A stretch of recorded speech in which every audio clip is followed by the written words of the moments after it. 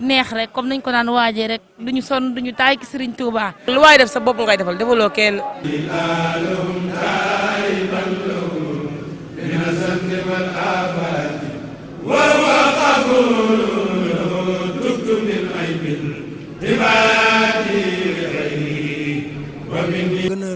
gën a maanaam sant ku tedd gi rek xam ne kenn du moom.